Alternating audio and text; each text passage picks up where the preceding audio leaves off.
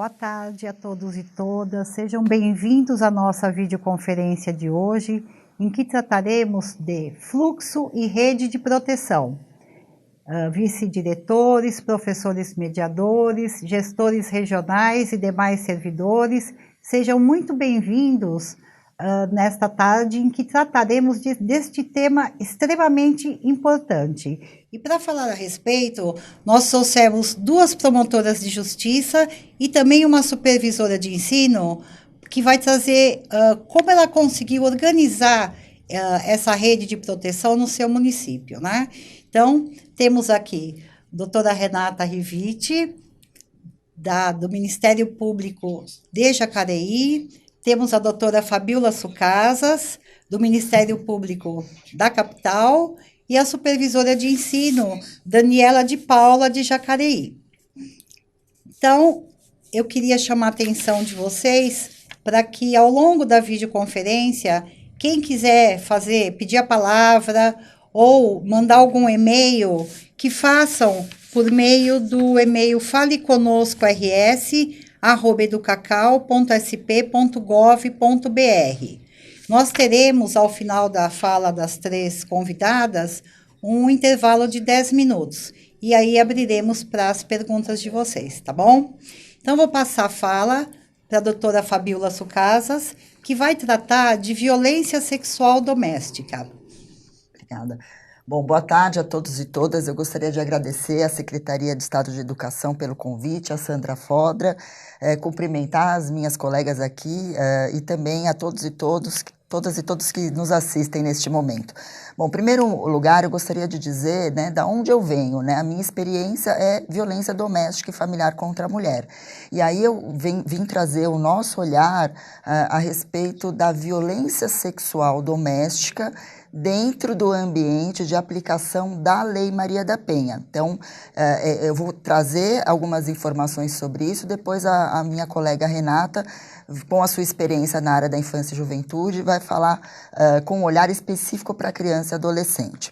Bom, primeiro, eu queria trazer para vocês a seguinte informação, que a violência sexual, ela está dentro de uma realidade endêmica, ela acontece no mundo todo e, segundo a ONU, inclusive, entre 7% e 36% das mulheres que relatam ter sofrido abuso sexual, relatam ter sofrido abuso sexual na infância.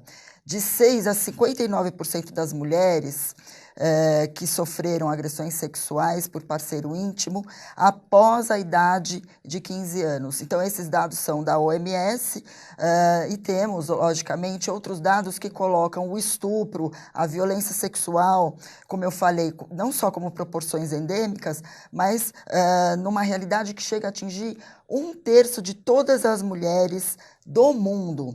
E este dado é um dado que, já que nós estamos aqui no mês da prevenção do suicídio, logo mais no mês da prevenção do câncer de mama, temos o seguinte dado, que as mulheres correm maior risco de sofrer estupro ou violência doméstica do que câncer, acidentes de carro e assim por diante. Logicamente que os dados são muito importantes. Nós temos algumas referências do IPEA, eu vou falar aqui com vocês, que vem da saúde e também da segurança pública. Mas uma reflexão eu queria propor aqui. Quando vocês pensam na violência sexual, qual é a imagem que vem à cabeça da vítima e qual é a imagem que vem à cabeça do agressor? Então, muitos acabam imaginando que a violência sexual ela acontece nas ruas escuras, são praticadas por pessoas desconhecidas, né? Na verdade, nós não temos no nosso imaginário uma realidade que é exatamente a realidade, que ela acontece sim na casa, ela acontece sim na balada, no baile funk, como a gente fala com o ficante, né, com o namorado, e são violências sexuais que atingem idades diferentes e que muitas vezes, por conta da ideia desse imaginário, acaba se culpabilizando a menina, sim, a menina, e a mulher também. Na verdade, quando nós falamos de violência sexual, temos um grupo aí extremamente vulnerável e que, na verdade, um monstro, muitas vezes eu gosto de dizer, é aquele que é o mesmo que vai afagar e é o mesmo que vai dar o presente de Natal. E para começar a falar um pouco sobre isso, queria trazer para vocês uma referência da professora Silvia Pimentel no livro Estupro, Perspectivas de Gênero, Interseccionalidade e Interdisciplinaridade, no artigo Quase Invisíveis, o estupro de meninas e gravidez infantil, sinalizações sobre a perversidade desses fenômenos.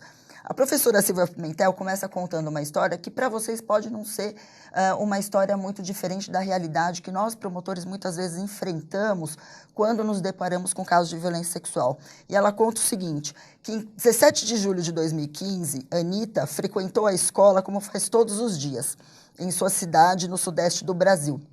Pouco depois de chegar, ela começou a sentir dor de estômago e os professores levaram a menina para o hospital, onde os médicos descobriram que ela estava grávida de 7 meses em trabalho de parto.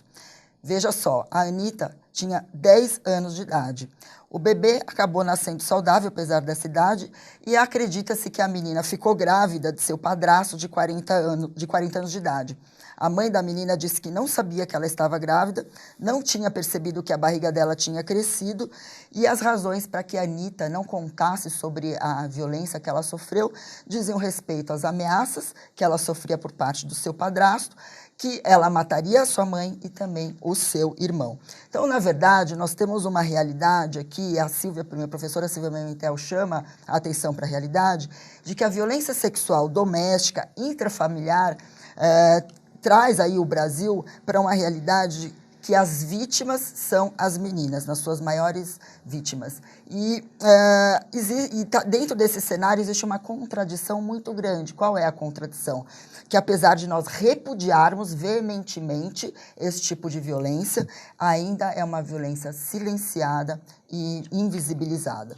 Eu quis trazer aqui essas fotos que mostram, essas fotos dizem respeito a uma exposição da Bélgica, que trouxe aí a exposição de roupas.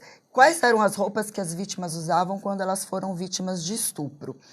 Essa reportagem especificamente, ela é da Globo, mas basta procurar na internet, vocês vão encontrar a reportagem inteira, e é justamente para desconstruir esse imaginário, né, de que o estuprador é aquele homem da rua escura. Quando nós vamos ver a roupa dessas meninas, são muitas vezes roupas de crianças, meninas que estavam usando pijama, inclusive dessa reportagem ele chama a atenção que uma delas tinha uma camiseta de uma criança com a imagem do filme My Little Pony. Então, eu queria trazer aqui essa imagem para mostrar que existe uma dimensão muito complexa do que é a violência sexual contra meninas. Esta violência sexual contra meninas acontece no ambiente doméstico, quer dizer, quando nós falamos atinge meninas, nós estamos diante de meninas novas, de idades variadas, mas dentro de um perfil de criança e adolescente, a sua maioria, e que cujos autores são pessoas próximas. Nota técnica, essa nota técnica, Estupro no Brasil, uma radiografia a partir dos dados da saúde, traz aí, digamos assim, nós sabemos que a violência sexual ela é altamente subnotificada e falando, né, de proteção e prevenção, a escola está dentro desse espaço, infelizmente ela ainda é subnotificada e nós temos que trabalhar para deixar de ser subnotificada.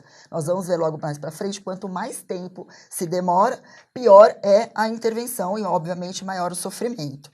Mas essa nota técnica ela traz um número muito absurdo.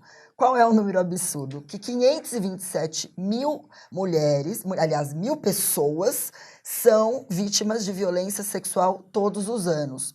E que apesar de ser subnotificado, a saúde traz um número muito mais notificado do que no âmbito do sistema de segurança pública, que chega a ser 10% desse número. Então, a partir desse número, nós temos uma pessoa sendo estuprada a cada minuto no Brasil. Mas essa pesquisa traz o seguinte: primeiro, o perfil maior é de mulheres, 88,5%, quer dizer, o corpo feminino aí, ele importa, é um corpo feminino que está a serviço de uma submissão, de uma relação de poder, submissão ao gozo, ao prazer masculino, porque os homens também estão dentro de um perfil de maioria, em termos de autor, que esses abusos acontecem, na maior parte das vezes, dentro de casa, ou seja, o inimigo mora dentro de casa, e quando nós falamos dentro de casa, as crianças estão em 79%. Dentro desse cenário de 527 mil por ano, de 88,5% de mulheres, 70% crianças e adolescentes, ou seja, o corpo das meninas aí faz toda a diferença, nós não estamos falando só do corpo de mulheres, estamos falando do corpo, sim, de meninas, que também está a serviço dessa submissão do prazer, e não só do prazer, do poder de dominação. E também 50% atingem menores de 13 anos de idade. Quando nós falamos 50% menores de 13 anos de idade, nós estamos falando de estupro de vulnerável, né? Crime hediondo. Nós vamos logo mais falar um pouquinho desse. Obviamente, as consequências são consequências altamente complexas, altamente traumáticas. Estima-se pela OMS que 6% das vítimas que sofreram violência doméstica, violência sexual na infância, sofrem depressão, 8% dependência com álcool e drogas, 8% tentativas de suicídio, 10% crises do pânico, além de estresse pós-traumático, transtorno de comportamento e gravidez. Gravidez chega a 7,1%. E é evidente que quando nós falamos de meninas em desenvolvimento emotivo, em desenvolvimento de uma série de fatores, as consequências em termos psicológicos são devastadores. O IPEA, eu vou tomar um pouquinho de água aqui. O IPEA traz o seguinte, agora eu queria falar um pouco sobre o perfil do agressor. Deixa eu ver se eu acho aqui o meu slide. Eu acho que não tem aqui, mas o IPEA, é importante trazer que o IPEA, só chamar atenção para 2 dados. O agressor, qual é o perfil do agressor? Bom, 92,55% do sexo masculino, os agressores de criança, 56,3% próprios pais ou padrastos ou amigos ou conhecidos da vítima. E que os dias que são mais praticados, os fatos, são em dias da semana, preferencialmente às segundas-feiras, achamos aqui o slide, preferencialmente às segundas-feiras, e em período que vai aí até a meia-noite. E o que o IPEA traz aqui também é a questão da reiteração, né? Não só de violência sexual que é praticada em reiteração, de forma recorrente, e também traz outras vulnerabilidades. O que traz a situação ser mais vulnerável para aquela menina? A residência ser numa região rural, quanto menor o nível educacional, maior a vulnerabilidade, inclusive quanto maior a proximidade de relacionamento entre a vítima e o perpetrador, também essa vulnerabilidade aumenta. Então é interessante que o inimigo está dentro de casa, a violência nasce dentro dos lares e se perpetua dentro dos lares. Na verdade, se torna uma verdadeira tortura. Os dados aqui do Anuário Brasileiro de Segurança Pública, esses dados acabaram de ser publicados, dados de setembro desse ano, foram publicados no início desse mês, são dados que vêm do sistema de justiça. Então, como nós falamos, né, a saúde traz um dado alarmante, mas a subnotificação é muito grande quando nós falamos de casos que são levados ao sistema de justiça, né? Então, e esse anuário trouxe dados muito semelhantes, ou seja, de que estamos diante de uma alta incidência de violência contra meninas, que, inclusive aqui, olha só, 26,8% tinham no máximo 9 anos de idade, 53% tinha no máximo 13 anos de idade, quer dizer, o auge da vitimização, e é uma idade que as meninas estão no período reprodutivo já, né? Ou seja, quando nós falamos de possibilidades de gravidez, nós temos também que levar em consideração que são gravidezes decorrentes de violência, e assim essas meninas tem direito, sim, ao aborto legal. E traz também que o ambiente... já é um trauma na vida delas, né? Já é um trauma, na verdade. Nessa idade, uma gravidez indesejada, vítima de violência e um aborto, já... Na verdade, a gente percebe que as violências são variadas, né?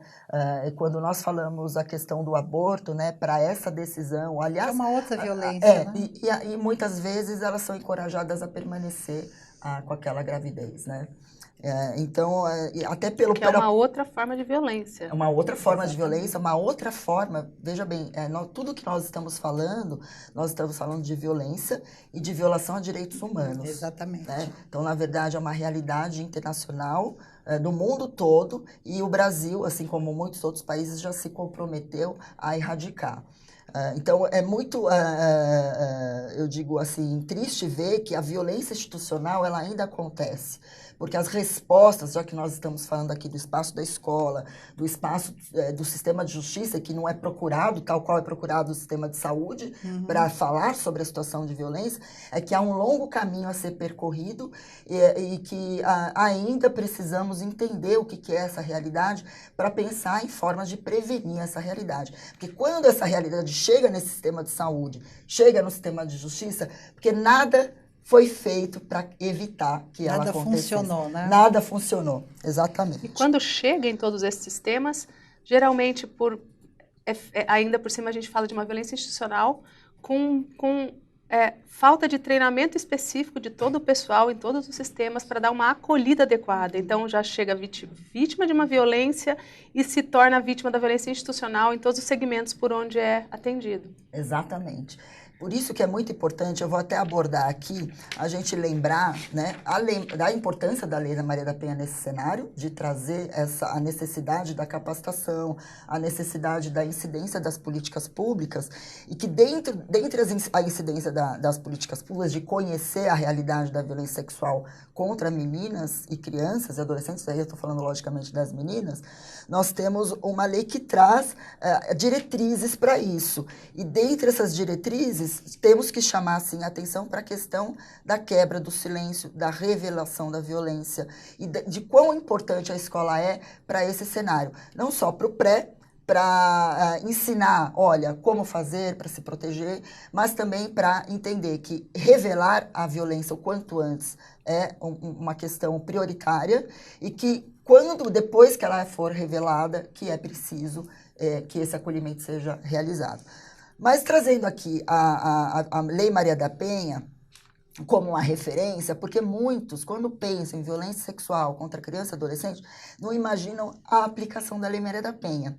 A Lei Maria da Penha, ela tem aplicação, sim, quando nós falamos de violência sexual doméstica contra criança e adolescente, não está destacado do âmbito de proteção, de enfrentamento de qualquer outro tipo de violência doméstica, envolvendo outras relações, inclusive as relações de crianças, né, e seus padrastos, seus pais, pessoas próximas, pessoas, obviamente, de incidência. Então, nós falamos que a violência doméstica não acontece somente na relação conjugal. Temos que enxergar a violência sexual infantil como de abrangência da Lei Maria da Penha, e eu parece que não é importante, parece que eu estou sendo repetitiva, né? Mas para lembrar que para muitos municípios, muitas comarcas, né, existem as promotorias de violência doméstica, existem outras promotorias da infância e juventude, das promotorias do criminal, né, que muitas vezes elas não se comunicam quando nós falamos de violência sexual contra criança e adolescente. Por isso a importância do fluxo, né? Por isso a importância do fluxo, que esse fluxo contemple também esses outros profissionais, né? Contemple, inclusive, da assistência social, que também se divide em muitos lugares. Mas, por que a Lei Maria da Penha é interessante a gente trazer o olhar dela aqui? Não só porque ela é resultado de uma série de assunções que o Brasil resolveu assumir, né, em relação à prevenção, à proteção da violência doméstica e familiar contra a mulher, mas também porque quando nós falamos de violência sexual, nós estamos falando de gozo, né? Nós estamos falando de prazer, nós estamos falando de relação de poder. E essa relação de poder, ela está relacionada à história, à nossa estrutura patriarcal e à nossa estrutura de dominação. Aliado a isso, a vulnerabilidade das meninas e o que a própria infância se insere nesse cenário. Por isso que eu trouxe aqui algumas frases que bem refletem isso, né? Aqui o estupro é uma violência sexual circunscrita por manifestações abusivas de poder e marcadores de gênero. Logo, não se trata de uma expressão de um tipo de sexualidade brutalizada ou desenfreada, mas de uma forma de dominação. E quando nós entendemos essa sexualidade brutalizada ou desenfreada, que está ainda naquele imaginário, nós esquecemos que muitas vezes o início de uma abordagem sexual para uma criança adolescente, ela não se dá de forma brutalizada, ela não vai se dar de forma desenfreada, ela vai ser compreendida como carinho e muito menos vai deixar vestígios, né? Então, o quanto é importante entender que esse tipo de dominação para uma mulher, ela pode ser desencadeada de uma forma, mas por uma criança, ela é desencadeada com múltiplas vulnerabilidades aí. Né? Aqui também, olha, eu coloquei estupro é sobre poder e sexo, sobre a forma como os homens são treinados para entender a si mesmos, entender as mulheres, ou seja, é importante que a escola também aborde isso com os meninos, como uma forma de prevenção. E aqui a Flávia Piovesan, quando fala, há um fosso entre a compreensão social sobre a violência sexual e a realidade, o que faz perpetrar a chamada de cultura do estupro. Logicamente, a gente não vai falar aqui hoje da cultura do estupro, debater isso, mas não tem como a gente mencionar que está relacionada à violência sexual, não só a cultura do estupro, mas a cultura do desrespeito e da desigualdade de gênero, né? E a Lei Maria da Penha, ela traz, né, quando a gente pergunta o que é violência sexual. Então, a Lei Maria da Penha, ela define no artigo 7º várias formas de violência. Quando nós falamos, né, o conceito de violência doméstica e familiar contra a mulher, nós temos que aliar o artigo 5º da lei com o artigo 7º, para entender qual é o âmbito de aplicação, contexto, qual tipo de relação que ela pode se dar e também quais são as formas de violência. Quando a lei fala das formas de violência, ela não define crimes. Então, ou seja, quando nós formos lá no artigo 7º, inciso 3º da lei, nós vamos ver qual é a definição de violência sexual. Nós não vamos ver ali que violência sexual é o crime de estupro, violência sexual é o crime de estupro de vulnerável, né? Essa classificação, quem faz são os operadores do direito, tá? Então, pela Lei Maria da Penha, existe uma definição, a doutora Renata vai trazer uma definição mais específica da lei da escuta especializada, etc., mas, obviamente, que a violência sexual está dentro de um contexto para além do estupro. Existem diversas formas de violência sexual. Aqui, trazendo o estupro tradicional, como aquele praticado mediante violência e grave ameaça, mas quando nós falamos de estupro de vulnerável, o conteúdo, violência ou grave ameaça, pode se desdobrar em várias formas de coerção, né? Não, a própria intimidação ou a próprio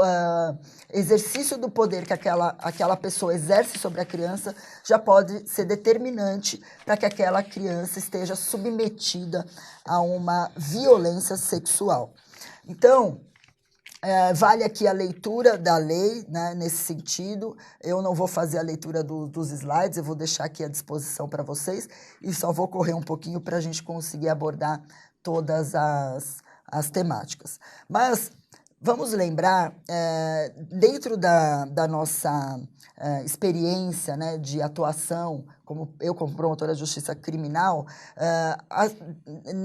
lá no grupo de enfrentamento à violência doméstica Leste 2, fizemos um levantamento de todas as denúncias que oferecemos dos crimes de estupro de vulnerável.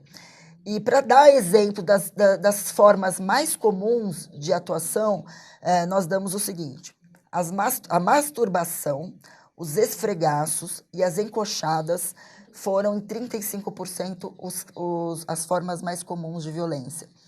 Temos também a conjunção carnal, né? Temos também carícias em partes íntimas, com as mãos, e essas partes íntimas, seios, vagina, bunda, né? Digamos assim, felação, o sexo oral, e também a introdução de dedos na vagina ou ânus. Nem sempre essas, na verdade a maioria, não resulta, não causa vestígios. E também não se exige que haja contato físico com a criança. Então, pode ser que exista uma violência sexual, um crime de estupro, sem que o agressor tenha tido sequer contato físico com a criança.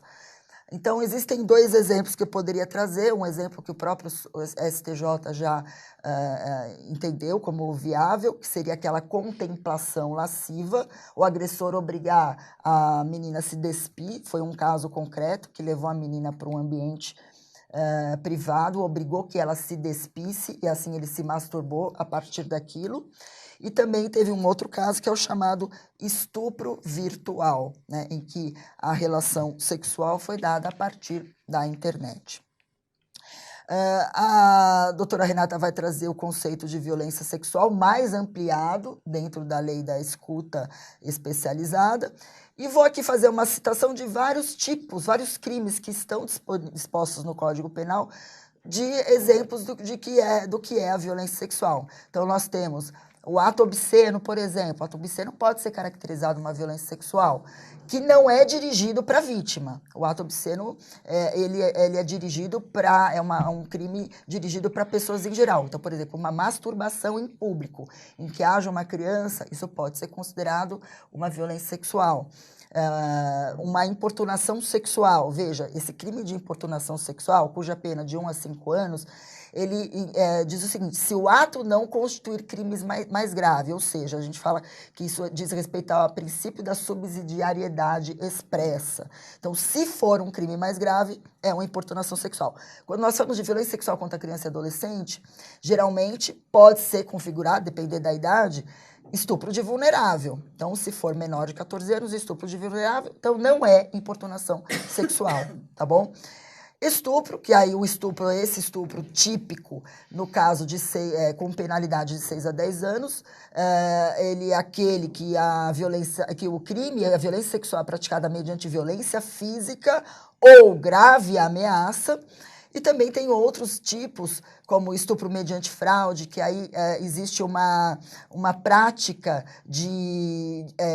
uma fraude para impelir ao consentimento, entre aspas, na verdade, da vítima à prática do ato sexual. Nós incluímos aqui também o estupro coletivo como uma causa de aumento de pena, que foi introduzida pelo Código Penal no ano passado, ou seja, existe um aumento de 1/3 a 2/3. Então, naquele caso da moça do Rio de Janeiro, que foi estuprada por 33 rapazes, ela é uma menina de 16 anos, não é? Que estava desacordada, inclusive, mesmo sendo 16 anos, ela estava em situação de vulnerabilidade, porque ela não podia resistir àquele ato, era um caso de estupro coletivo, né? Aliás, essa causa de aumento de pena foi determinada a partir dessa demanda do Rio de Janeiro. Um outro caso, o estupro corretivo, e aí sim diz respeito a uma realidade muito mais comum para aquelas meninas que se entendem, que se identificam como alguém do gênero masculino, e aí, então, são pessoas específicas que diz respeito àquela violência sexual para controlar o comportamento sexual da vítima.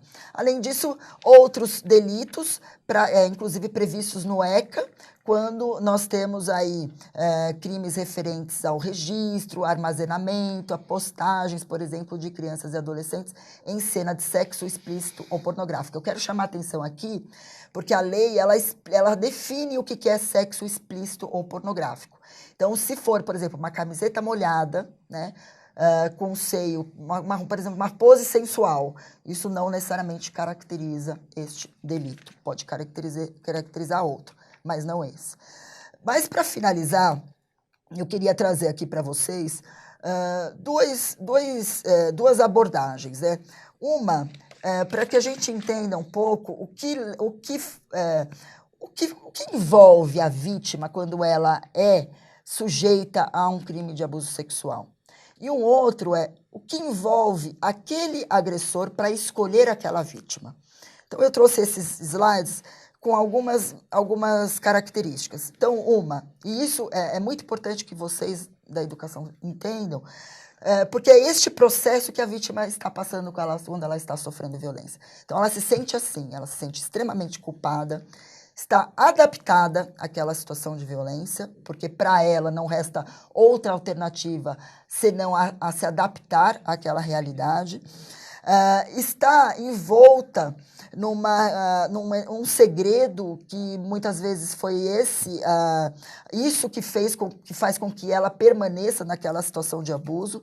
Na verdade, é tão aterrorizante para ela que ela não pode partilhar aquilo com ninguém. Então, aquele sentimento acaba se tornando muitas vezes maior do que a própria violência sofrida.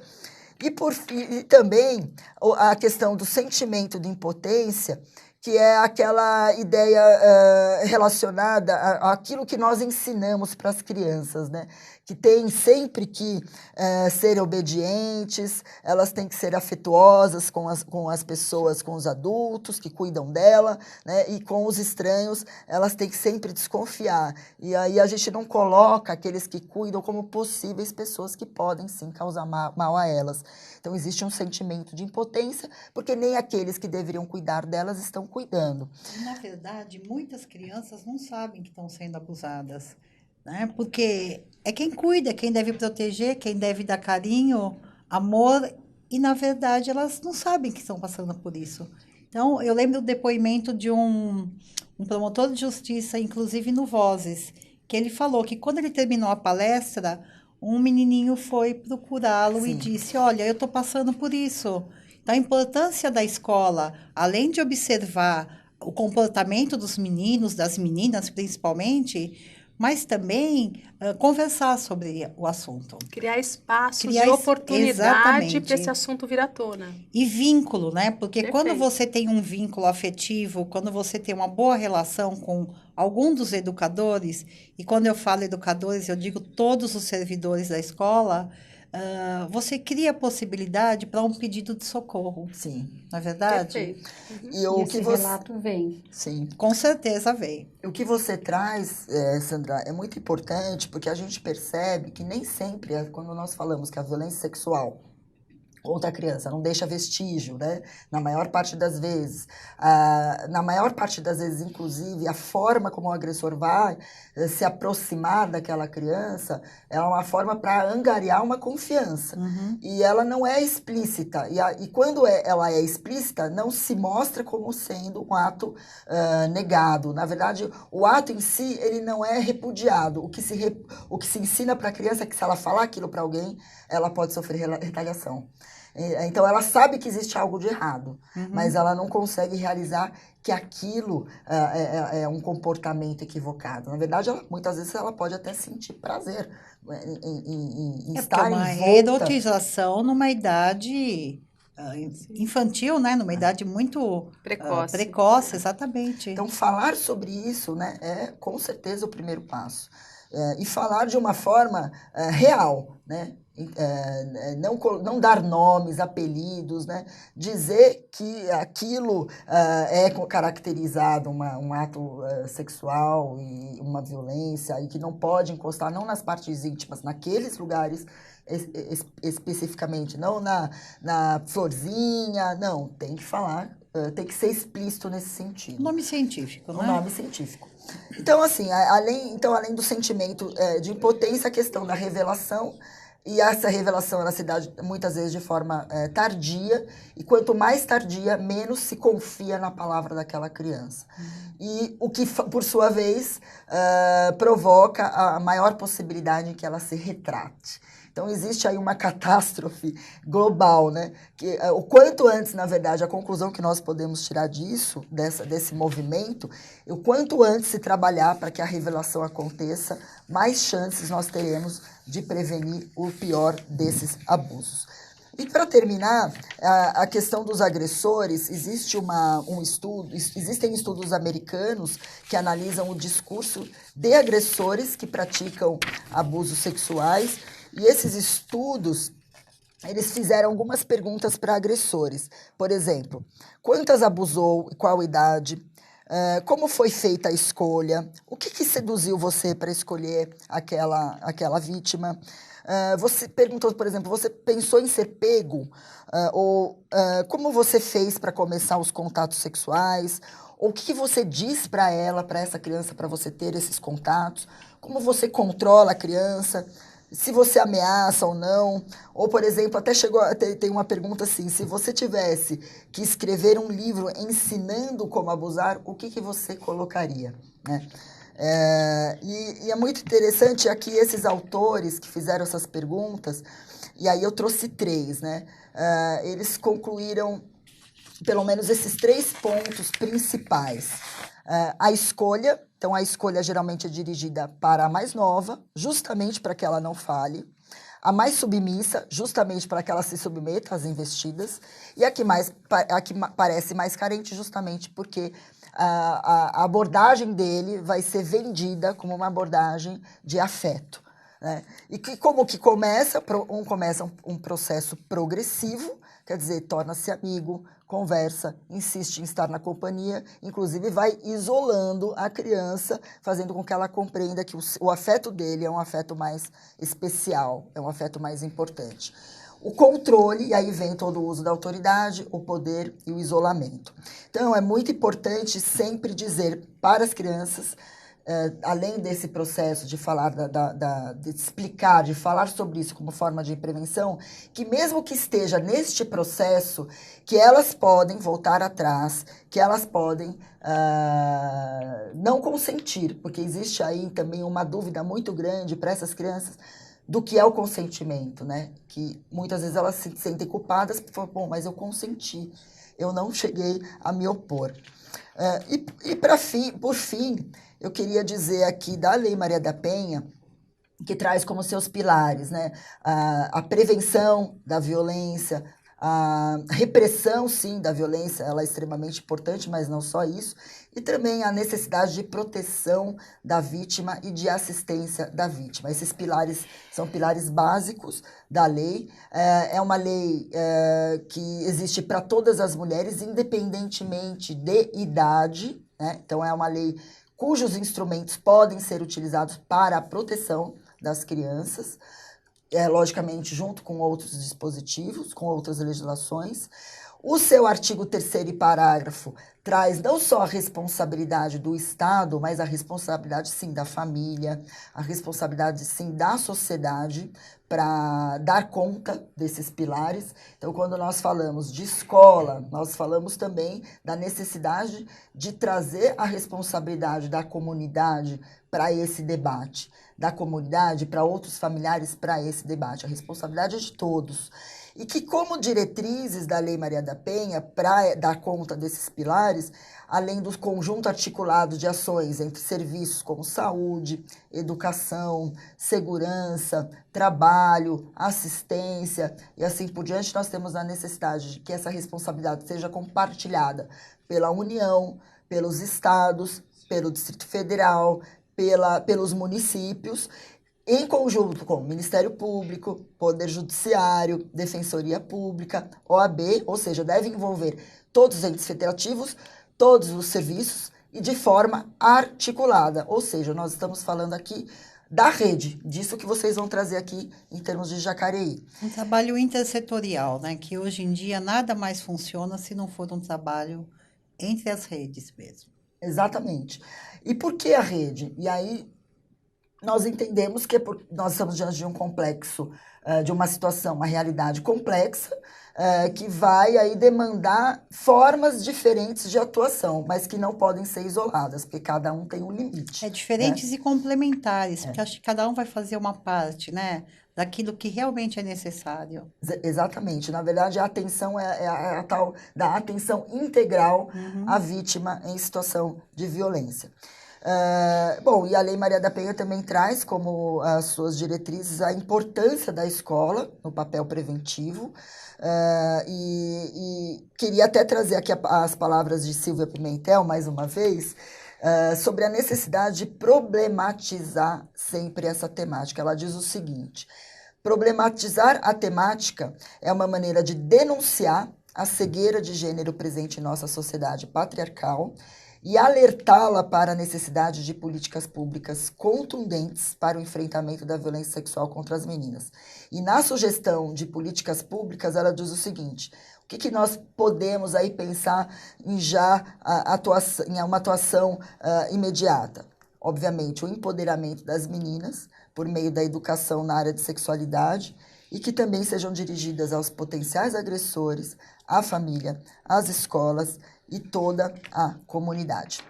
Bom, ficam aqui as minhas considerações, logicamente que eu estou aqui no debate, né? Então eu passo a palavra agora para minha colega Renata. Posso passar, Sandra? Claro, fique à vontade. Eu agradeço muito a sua colaboração e todas as informações trazidas, eu acho que complementam muito a nossa pauta, que foi recentemente para as diretorias de ensino, que justamente lança, né, o nosso manual de orientação para as escolas, mas a gente precisa desse contexto, tá? Então, agradeço muito, doutora Fabiola.